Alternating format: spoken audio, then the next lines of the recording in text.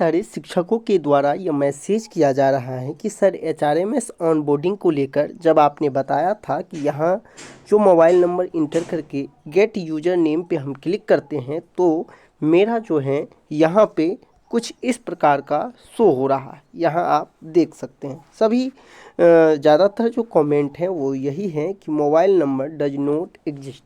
आखिर ऐसा क्यों हो रहा है, मुझे ऐसा क्यों दिखा रहा है? मेरा प्रान नंबर जो है बहुत पहले जनरेट हो चुका है, मेरा प्रान नंबर आज ही आया है।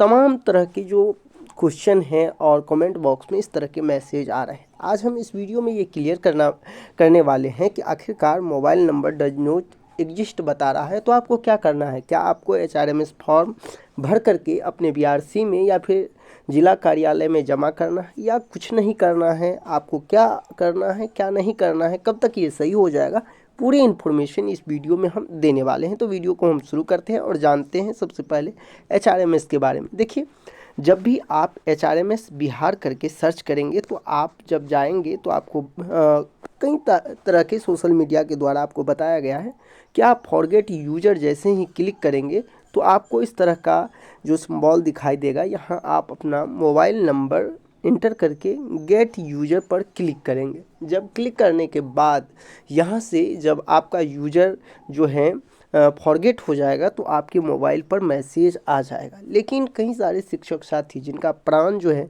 जनरेट हो चुका है, लेकिन जब वो यहाँ पे अपना मोबाइल नंबर इंटर करते हैं तो उनका जो यूजर हम कह सकते हैं जो नेम है वो फॉरगेट होकर के उनके मोबाइल पे नहीं आता है, बल्कि उसके पास कुछ इस तरह का जो mobile number does not exist का ये लोगो आ जाता है, यानी कि उनका मोबाइल नंबर रजिस्टर्ड नहीं है। तो देखिए, सबसे बड़ी बात है ये आखिरकार ऐसा क्यों आ रहा है, ये कब तक आएगा, कब इसमें सुधार होगा, ये पूरी चीज़ आप जान लें। देखिए, जब आपका प्रान नंबर जनरेट हो चुका है तो आपको ये समझना होगा कि जैसे जैसे प्रान नंबर जिला से डीडीओ ऑफिस से जनरेट होता है तो उसके बाद सभी, चूँकि आपने फॉर्म भरते समय आपने देखा होगा कि अपने जो सक्षमता का एप्लीकेशन नंबर है वो आप डाल रखा था। अब उस नंबर के आधार पर आपका जो प्रान है वो लिंक है और ये डाटा जो है शिक्षा विभाग के पास, जिस तरह से आपने देखा होगा शिक्षा विभाग के पहले जो लेटर जारी हुआ था उसमें यह क्लियर मेंशन था कि आपका जो नंबर है एप्लीकेशन नंबर, उसके आधार पर आपका जो वो फॉर्म फिलअप जो बिहार विद्यालय परीक्षा समिति के वेबसाइट पे आप भरे थे वहाँ से जो है ऑनबोर्डिंग कर लिया जाता है। बहुत सारे शिक्षकों के मन में था कि सर हम जो अपना फॉर्म जो है एचआरएमएस का अभी तक नहीं जमा किए हैं बीआरसी में या फिर जिला कार्यालय में, जिस वजह से जो मेरा mobile number does not exist दिखा रहा है। ऐसा बिल्कुल नहीं है और न ही आपको कहीं भी, हम कई सारे वीडियो में इस चीज़ को बता चुके हैं कि आपको एचआरएमएस फॉर्म वहाँ नहीं जो है भेजना है। अब सवाल है कि पूरे राज्य स्तर पर ये प्रक्रिया चल रही है और आपको पता होगा कि टोटल 38 ज़िले हैं, 38 ज़िले से वहाँ से जो है आपका एचआरएमएस ऑनबोर्डिंग हो रहा है। तो एक ये प्रक्रिया है और इसमें समय लगना लाजमी है। ऐसे में 400-500 जो शिक्षक हैं उनका प्रतिदिन ऑनबोर्डिंग हो रहा है। ऐसे में जिनका जिनका जैसे जैसे प्रान नंबर जनरेट हो रहा है वैसे वैसे एचआरएमएस भी उनका ऑनबोर्डिंग हो रहा है। अब चूँकि आपका जो प्रान नंबर है वो 2 से 4 दिन पहले जनरेट हुआ है तो जाहिर सी बात है जब प्रान नंबर जनरेट हुआ है उसका डाटा अब पहुंचा है शिक्षा विभाग के बाद, तो जो पहले से उसके पास डाटा है तो उनका एचआरएमएस ऑनबोर्डिंग होगा ना। तो निश्चित तौर पर जैसे ही आपकी भी बारी आएगी तो आपका जैसे ही वहाँ पे आपका एचआरएमएस ऑनबोर्डिंग किया जाएगा और फिर आप वहाँ अपना नंबर जो डाल करके तो देखेंगे इस तरह से ग्रीन आपको आ जाएगा। देखिए, जितने भी शिक्षक जिनका एचआरएमएस ऑनबोर्डिंग नहीं हुआ है उनको वही चीज़ दिखाई देगा। इसका मतलब ये नहीं है कि मेरे नंबर रजिस्टर्ड नहीं है, मेरा नंबर ही गलत है, मैं कौन नंबर दे दिया हूँ, ऐसा बिल्कुल नहीं है।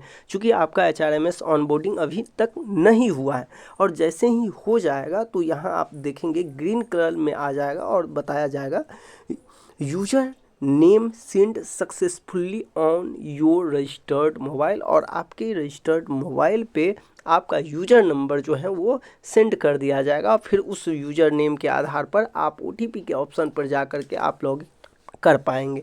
तो कई सारे शिक्षकों के मन में ये बहुत बड़ा सवाल चल रहा था कि मेरा जो नंबर है डज नॉट एग्जिस्ट बता रहा था, इसका मतलब वो तो गलत है या मेरा नंबर सही नहीं गया। तो ऐसा बिल्कुल नहीं है और आपको टेंशन लेने की आवश्यकता नहीं है। मैं पुनः कह रहा हूँ कि जिन शिक्षकों ने कल मुझे कमेंट करके बोला था कि सर मेरा नंबर जो है डज नॉट एग्जिस्ट बता रहा है, वही शिक्षक आज फिर मैसेज कर रहे हैं कि सर मेरा जो है वो सेंड सक्सेसफुली हो गया, मुझे जो है यूजर नेम जो है प्राप्त हो चुका है। तो आपको घबराने की आवश्यकता नहीं है। उम्मीद है कि एक सप्ताह के अंदर अंदर बिहार के जितने भी विशिष्ट शिक्षक हैं उन सभी का जो है HRMS ऑनबोर्डिंग हो जाएगा और मार्च से पहले, ये मार्च जो खत्म होने यानी अप्रैल आने से पहले पहले सभी शिक्षकों का पेमेंट होना है, जिससे कि शिक्षा विभाग को भी जो अपना वित्तीय लेन देन है वो करने में सुविधा होगा। जिस वजह से चूँकि अब आपका पेमेंट ट्रेजरी से होता है, तो ऐसे में सरकार का ये लक्ष्य है कि मार्च से पहले पहले हम सभी शिक्षकों का जो वेतन भुगतान है